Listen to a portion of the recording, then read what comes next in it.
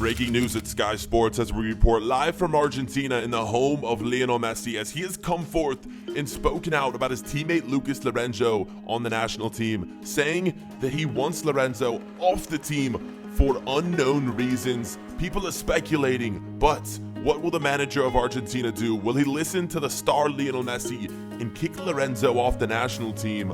Or will Lorenzo remain on the squad? That is yet to be known. We'll give you more information here in Sky Sports when it becomes available to us. But for now, this is Sky Sports News, live from Argentina in the home of Lionel Messi. More updates to come. Messi wants us off the national team for reasons that are unknown, but if you've been watching the series, you guys might have a pretty good idea on why that is. And it was a late weekday night that I turned on my television to watch the press conference of the Argentina manager, and he broke the news.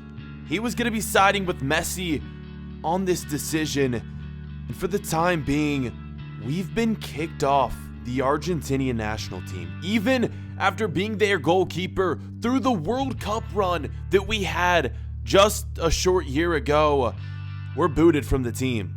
We're gone. This news might be one of the most devastating things I've had to learn throughout my life. And after all that I've done for Argentina, my career seems to be over. Is the Argentinian legend gone forever? Will we ever play for Argentina again? After learning this news about being kicked off the team, I'm not gonna lie, it was tough to go to this training session here for Liverpool. Emotions were running high, but we've been playing and performing so well lately. We've advanced to an 87 overall. It's so crazy. We're the highest rated Argentinian goalkeeper, and just one player, it was Messi. Well, he deterred us from our hopes and dreams of playing for Argentina. Maybe one day we'll get to rejoin the team. But for now, guys, things seem to be over because of, well, again, reasons unknown. If you guys have been watching the series, you guys might have a good idea of why this might be happening. It's just so devastating, so heartbreaking. And this is my first game back from hearing this news about being kicked off the team, guys, and there's a lot of media coverage going on at this game. A lot of people want to see how I perform coming off this news, so we just need to go out and have a big game against Brighton, who's sitting 6th place in the league. And look who's top of the table. Liverpool now tied with Chelsea on 50 points. This is crazy news, guys. I mean, for the first time this year, we're sitting top of the table, and our goal of winning the Premier League looks attainable this year. We've been playing so freaking well, man. Our team has scored 50 freaking goals. That beats the next best team by 13.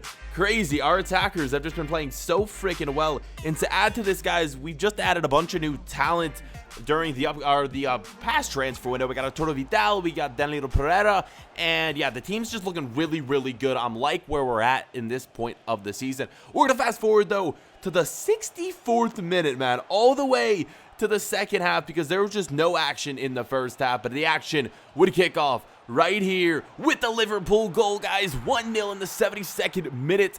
Liverpool taking the lead over Brighton, and it's gonna be our left back, Robertson, of all people. I believe he's from Scotland, I want to say. Correct me if I'm wrong, but he puts that one in the back of the net, guys. 1-0, Liverpool taking the lead. I mean, heck, we are the top goal-scoring team in the league, and it only fits right here that we're scored a goal late in the game. This one could prove to be the game winner, guys. We just need to hold this thing, and hopefully it ends like this. 1-0 would be a really good scoreline, considering we're facing a team like Brighton, who in real life, you know, they're not the greatest, but in this career mode, they're sitting very high up in the table. A very top-notch team, guys. 86th minute, a few more chances for us to maybe get 1 or 2 more goals. We weren't able to do so. In the 90th minute, though, you've got to be kidding me. Brighton go on and score. What is our defense doing? How in the world is our defense letting these Brighton attackers get in behind so late in the game? We should be on Park the Bus right now. No attacker should be getting behind our defense, and they did right there. It was a 1v1 scenario. I had a chance to make the save,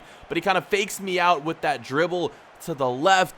I dived the other way, guys, and look at that. I mean, I just was never going to save that, was I? It was poor defending. I'm sorry. Some goals you can blame on the goalkeeping. This one, though, I'm blaming on our defense, man. No attacker should be getting behind our defense this late in the game, especially when we're winning. Like, why are we not parking the bus?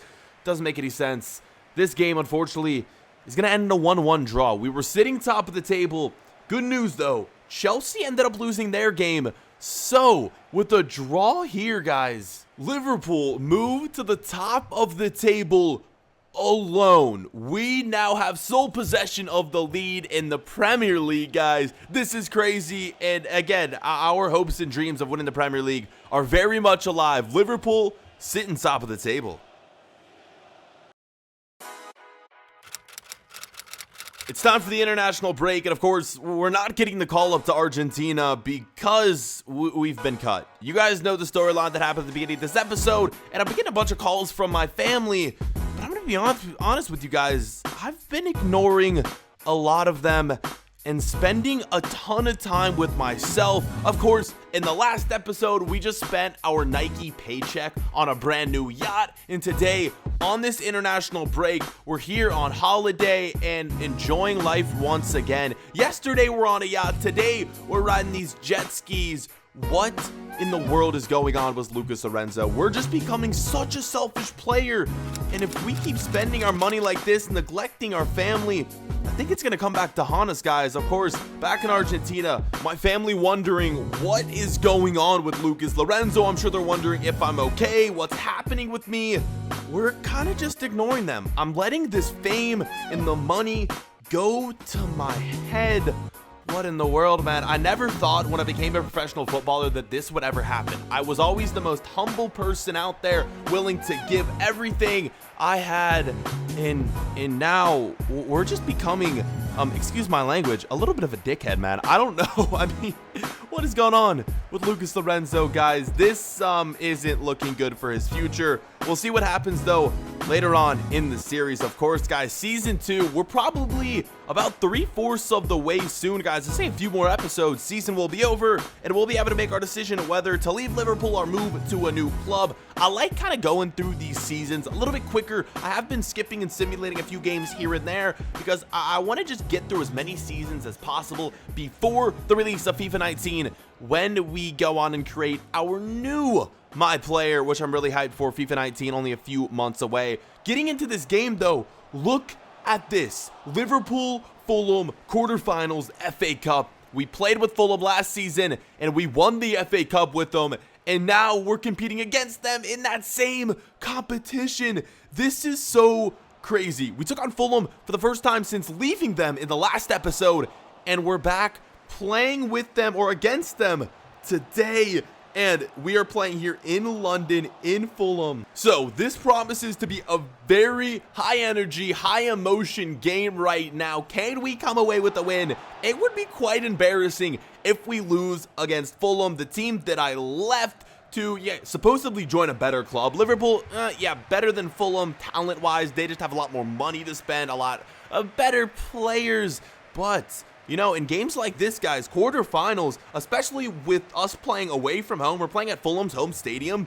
This has been a tough match so far. 0-0 going into the halftime break. I'm getting a little nervous here, guys. What if we end up conceding and losing the game? 82nd minute. That's exactly what happens. Our attackers have been slacking this entire game, and we go on and concede this goal, and it's looking like Fulham are going to be through to the semifinals of the FA Cup. With this goal scored by Sessegnon, Liverpool have been eliminated. Fulham could be on their way to back-to-back FA Cup titles. With this goal, it puts them through to the semifinals, and it breaks the hearts of Liverpool fans everywhere. Unfortunately, we couldn't save that. Honestly, man, that was probably my fault. Honestly, we should have saved that, and we didn't. Fulham taking the lead 1-0. The goal eliminates Liverpool from the FA Cup. I pushed upfield late in the match, trying to help out my attack. We couldn't do anything. Fulham couldn't score either. Game ends in a 1-1 draw. This could be one of the most disappointing losses of the season. Maybe one of the most disappointing losses of my entire career. But for now, this game is going to end in a 1-0 loss. Liverpool goes down to Fulham. Disappointing, slightly embarrassing as well. Ryan Sessegnon getting the lone goal. Liverpool eliminated from the FA Cup here in England.